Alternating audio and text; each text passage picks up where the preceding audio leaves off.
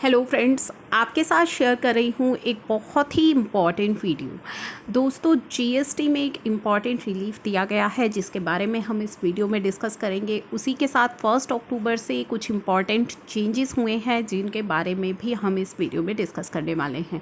तो चलिए स्टार्ट करते हैं वीडियो को। चैनल को ज़रूर सब्सक्राइब कर लीजिएगा सभी इम्पॉर्टेंट अपडेट्स के लिए। तो ये है हमारी जीएसटी की प्रेस रिलीज़। इससे पहले मैं आपको एक इम्पॉर्टेंट प्रेस रिलीज़ और दिखा दूँ। दोस्तों, ये जो है इनकम टैक्स के अंदर इम्पॉर्टेंट प्रेस रिलीज़ है। इस प्रेस रिलीज़ के अंदर कुछ डाउट्स क्लियर किए गए हैं। कौन से वो डाउट्स हैं? 1 अक्टूबर से कौन से चेंजेस की मैं बात कर रही हूँ। तो 1 अक्टूबर से जो हमारा सेक्शन 194O जो है तो वो एप्लीकेबल हो रहा है। क्या है सेक्शन 194O? और साथ ही सेक्शन 206C1H जो हमारा बात करता है TCS अब आपको कलेक्ट करना होगा ऑन सेल ऑफ गुड्स पर। वो दोनों ही सेक्शंस हमारे आज यानी कि 1 अक्टूबर से एप्लीकेबल होने वाले हैं। दोनों ही सेक्शन को मैंने एक वीडियो में डिटेल्ड में डिस्कस किया है। अगर आपने वो वीडियो मिस कर दी है तो उसका लिंक मैं आपको प्रोवाइड कर दूंगी, आप वो वीडियो देख लीजिएगा।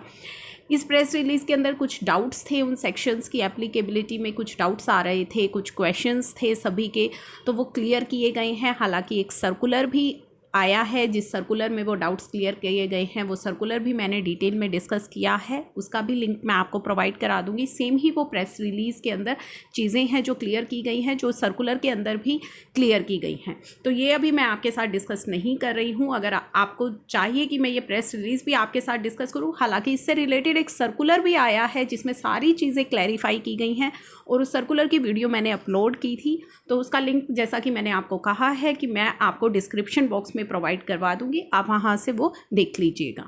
बात कर रहे थे इंपॉर्टेंट प्रेस रिलीज़ की जीएसटी की। तो जीएसटी में जो इंपॉर्टेंट चीज़ आज से एप्लीकेबल हो गई है वो हो गई है ई इन्वॉइसिंग। जी हाँ, आज से ई इन्वॉइसिंग एप्लीकेबल हो गई है। लेकिन एक इम्पॉर्टेंट यहाँ पे रिलीफ दिया गया है इस प्रेस रिलीज़ के अंदर जिसकी डिस्कशन हम करने वाले हैं। तो क्या कहती है ये press release? The government had in December 2019 prescribed that the GST taxpayer having aggregate turnover more than 100 crore in any preceding financial year will be required to issue e-invoice for all the B2B supplies। तो दिसंबर 2019 में ही government ने ये clear कर दिया था कि किसी भी फाइनेंशियल ईयर में अगर आपका टर्नओवर 100 करोड़ से ज़्यादा है तो आपको जो है ई इन्वॉइस इशू करना होगा for B2B supplies in the manner prescribed under rule 48 सब रूल 4 ऑफ CGST रूल 2017।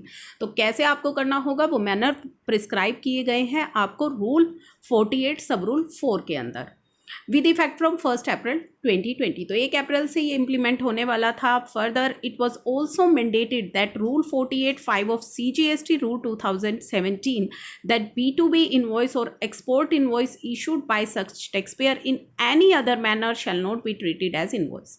और साथ ही कहा गया था कि अगर आप जो मैनर्स प्रिस्क्राइब किए हुए हैं उनके अकॉर्डिंग अगर इनवॉइस इशू नहीं करेंगे तो it shall not be treated as invoice, उसे इनवॉइस नहीं माना जाएगा। In March 2020 date of implementation जो है वो एक्सटेंड की गई 1 अक्टूबर 2020 तक, यानी कि ये डेट एक्सटेंड कर दी कि चलिए ई इनवॉइसिंग जो है वो अब आपको 1 अक्टूबर से करनी है, जो कि आज से आपकी शुरू हो गई है।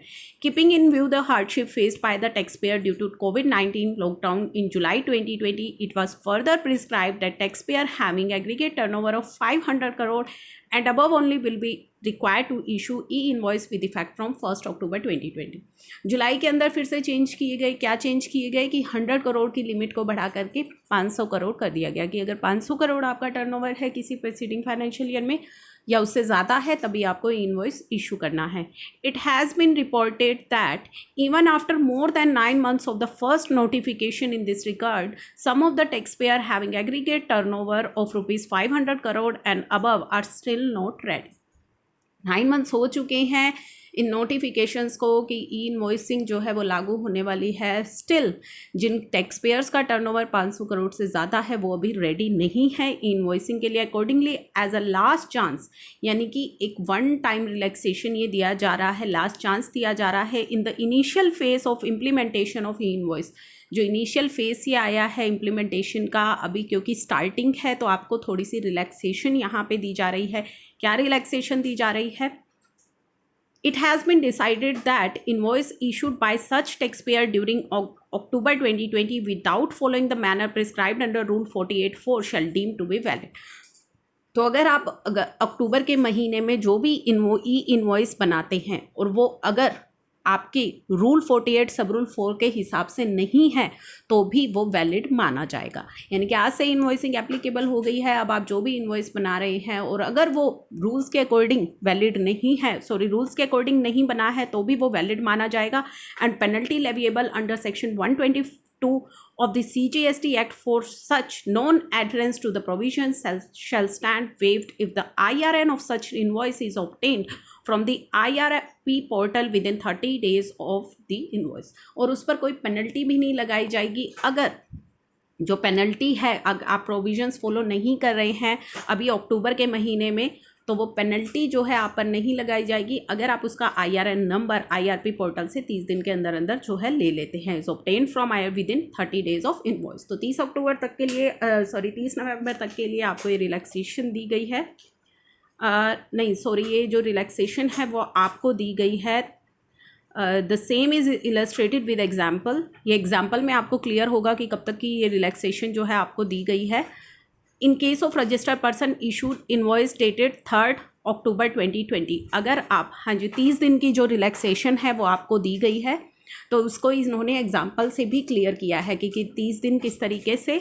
डेटेड 3 अक्टूबर 2020, अगर मान लीजिए आपने 3 अक्टूबर को कोई इनवॉइस इशू किया है without obtaining IRN, then but report the details of such invoice to IRP and obtain the IRN of invoice on or before 2nd November 2020, it shall deem that provision of rule 48(5) of CGST rules are complied। हाँ जी, तो 30 दिनों के लिए आपको जो है relaxation दी गई है कि मान लीजिए आपने 3 अक्टूबर को इशू किया है लेकिन उसका IRN आपने ऑब्टेन नहीं किया है, बट 30 दिन के अंदर अंदर अगर आप कर लेते हैं तो इट शैल डीम्ड कि आपने प्रोविजन जो है, आपका जो ई इनवॉइस है वो एज पर रूल्स है।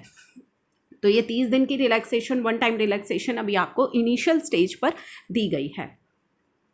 And penalty imposable under section 122 of the CGST act shall also stand wave. तो जो पेनल्टी है वो भी आप पर नहीं लगाई जाएगी। इन 30 दिनों के लिए जो रिलैक्सेशन आपको दी गई है, इस 30 दिनों में आपकी जो पेनल्टी है वो भी नहीं लगाई जाएगी। रेनिवेंट नोटिफिकेशन वुड फॉलो, जल्दी नोटिफिकेशन आ जाएगी। It may be noted that no such relaxation would be available for invoices issued from 1 November 2020। तो जो भी आप 1 नवंबर से इन्वॉइस इशू करेंगे वहाँ पे ये रिलैक्सेशन जो है वो एप्लीकेबल नहीं होगी। ये चीज़ भी आपको ध्यान में रखनी है। For the invoices issued from, तो 1 नवंबर से जो भी इन्वॉइसेस आप इशू करेंगे वहाँ पे ये 30 दिन वाली कोई रिलैक्सेशन आपको नहीं दी जाएगी। And such invoices issued in violation of rule 48(4) of CGST rule would not be valid. तो अगर आप रूल 48(4) के अकॉर्डिंग इन्वॉइस इशू नहीं करेंगे 1 नवंबर से, यानी कि अभी तो आपको इनिशियल स्टेज पर रिलैक्सेशन दे दी गई है, अक्टूबर महीने के लिए आपको रिलैक्सेशन दी गई है, लेकिन 1 नवंबर से अगर आप इन्वॉइस इशू करेंगे और वो रूल्स के अकॉर्डिंग नहीं इशू करेंगे तो फिर वो वैलिड नहीं होंगे। And all the applicable provision of CGST act and rule would apply for set violation. और CGST रूल्स के जो भी प्रोविजंस होते हैं वायलेशन के, जो भी पेनल्टी है वो आप पर एप्लीकेबल हो जाएगी।